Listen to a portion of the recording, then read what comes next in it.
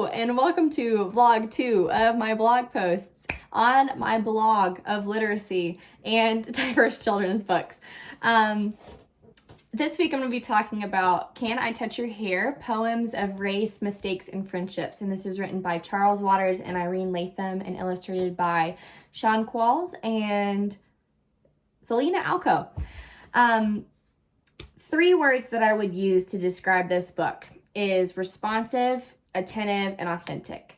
The 2 authors, Irene and Charles, collaboratively wrote this book after meeting in the 5th grade in 2012 and carried on their friendship until now to create a book of poems that shows 2 different perspectives of a Black 5th grade boy and a white 5th grade girl.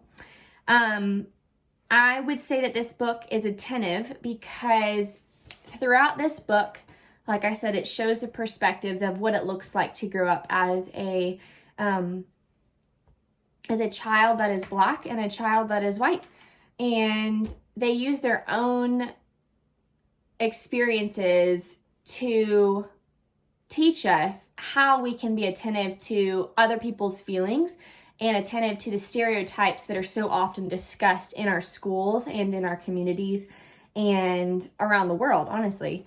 I would say that responsive describes this book because as an educator, I read this book and I want to be responsive. I want to teach the way that this book is written to my students. I want to teach how powerful these words are to describe your feelings and your experiences. I want to teach my students how having these stereotypes and the thoughts of others built in your mind can really skew our view of what an individual looks like. And I think that this book towards the end really shows how breaking down that barrier can create a beautiful friendship. And Irene and Charles have done just that, their minds have allowed that barrier to be broken to eventually write a powerful book that I hope several teachers use in their classroom, and I hope I can use in my classroom also. And then the last word that I would use to describe this book, which I mentioned, was authentic. And I say authentic because it doesn't ignore the negative feelings that we feel when others say things that are unkind about us. It brings to light the stereotypes that we so often think and we sometimes tiptoe around because we don't want to offend. We don't want to offend people because we are thinking these stereotypes, but I think it creates authenticity because we do think things about other people that are incorrect. And I think that this book creates an opportunity for us to really look into what is true about a person and to work with other people collaboratively to break down those stereotypes that we have so often thought about. I am really excited to use this in my classroom as a counter narrative and to allow my students to see what it looks like to grow up in 2 different towns and be completely different in the ways that they have grown up.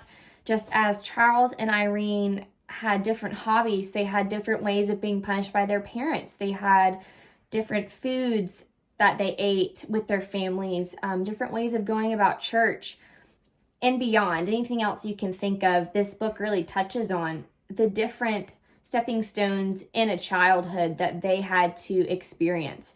And so I hope that my students can read this and really empathize with these characters and empathize with other people that are different from them. And so I am excited for you to learn more about this book through the rest of my blog that I have posted, but I hope that you enjoyed this short snippet of all the feelings that I have for this book, and I hope that you continue to learn more about the children's books that can change your classroom and your heart. So thank you for watching and have a wonderful day.